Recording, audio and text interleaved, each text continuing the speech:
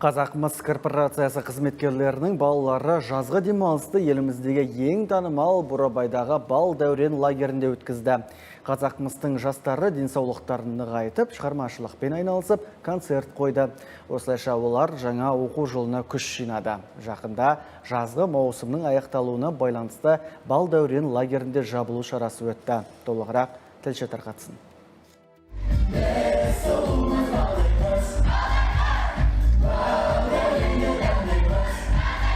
Ән мен би, көтеріңкі көңіл күй. Қазақмыстың жастары жаз бойы әйгілі балдәурен балалар лагерінде керемет демалды. Өйткені оларға онда барлық жағдай жасалған. Демалыс орталығында 6 қабатты жатын корпусы, бассейн, спорт залы және кітап қорына бай кітапхана бар. Оның үстінде балалардың курорттық аймаққа бұл бірінші рет келу екен.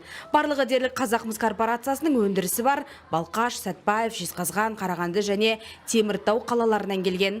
Мұнда балалар алғаш рет Оқжатпес тауы, Абылайханның жайлауы мен Жұмбақтас жартасы секілді тарихи орындармен танысты.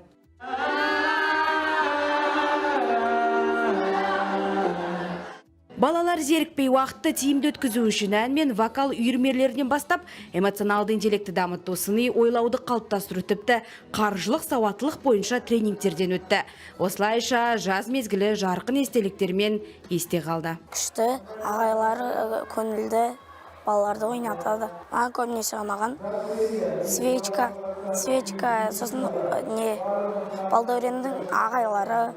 Маған көбінесе спорттан ұнаған футбол. Дискофета. Эстафета, джентнер ма? Дискофета. Дискофета? Дискофеста. Маған осы әсіресе дискофеста, физкультура ойындары қатты. Одан басқа жастардың концерті, қойып жатқан концерттері маған қатты ұнады. Жақында жаз маусымының жабылуына байланысты шара өтті. Балалар балдәуренде өткізген уақытты үйренген әндерін айтып, құшақтасып, кейбірі тіпті кетер кезде жылап қалды.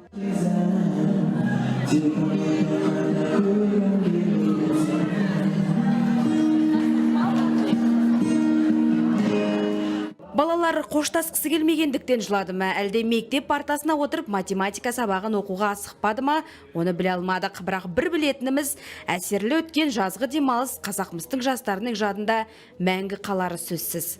Жадырау Маржан, Саяна Санакова, Ғани Ділдәбек, Атамекен бизнес.